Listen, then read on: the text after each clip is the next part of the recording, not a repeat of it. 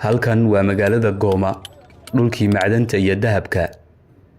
Waxay ku taalaa magaaladan qaniga ah dalka dhaca bartamaha qaaradda Afrika ee Congo. Sidan ayay u gubanaysaa magaaladan iyo wadooyinka waaweyn ee mara. Kawame Adame oo ah aqligii Afrika waxa uu yiri haddii aad aragto Afrika oo holcaysa waxa dabkeeda shiday nimanka diirka cad ee ka yimaada galbeedka dunida. Maalinkii tagay ee shalay waxa la helay boqolaal cadaan ah oo iska guran jiray macdanta Goma oo ka kala yimid dalalka Romania, Jarmalka, Ingiriiska, Talyaaniga ilaa galbeedka dunida, kuwaas oo ahaa xaabada dabka ka holcaya bartamaha Afrika. Haddaba maxay tahay muhiimadda ay leedahay magaaladan oo ay u qudareynayaan dawladaha Yurub ilaa galbeedka? Magaalada Goma waxay ka mid tahay dhulka hodanka ah ee Congo, laakiin haddii aanba ka waramno Congo laf ahaanteeda waa dal leh dhulka ugu ballaaran ee qaaradda Afrika marka laga tago Nigeria oo ah dalka ugu dhulka ballaaran. Wadankan waxa ku nool dadka ugu faqrisan dunida, haddana waa dal ay dhex eegagto nimcada Rabbi. Waa wadanka ugu qanisan ee leh macdanta ugu badan ee Afrika. Noocyada macdanta ugu qaalisan dunida ayaa laga helaa wadankan Congo. Macdanta cobalt, coltan, tin, dahabka iyo diamondka.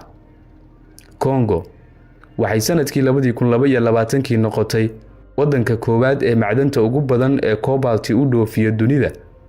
70% macdanta cobalt ee hadda dunida laga isticmaalo waxa laga keenaa dhulkan qaniga ah ee Congo. Magaalada Goma oo aan warbixinteenan kaga hadleyno waa halka ugu badan ee ay taalo macdantaasi dunida ay u caltaagayso. Goma waa bariga dalka Congo.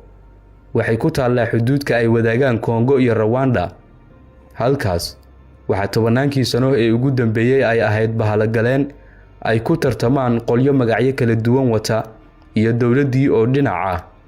Arinta ugu yaabka badan waxay ahayd markii shalay la soo helay calooshood u shaqaystayaal u diriirayay in ay haystaan magaalada hodanka ah ee Goma.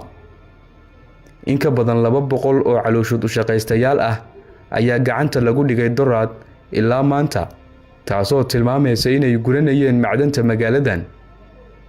Waxay ka kala yimaadeen ilaa dalalka Ingiriiska, Jarmalka, Talyaaniga, Romania iyo inta badan dalalka galbeedka. Dhulkii macdanta iyo dahabka. Magaalada Goma oo holcaysa ilaa xilligan. Meelaha qaar waxay sheegayaan in ay imika gacanta ku dhigeen jabhadda M23 ama M23. M23 waa koox ciidamo ah oo kolkii hore ka tirsanaa ciidanka qaranka ee Congo, balse gaajo darteed uga gadooday oo uga baxay ciidankii.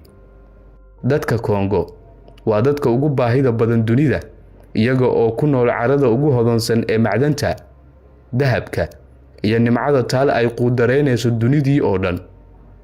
Bal adigu aragtidaada hoos nagu la wadaag, muuqaalkana like saar oo sii share garee.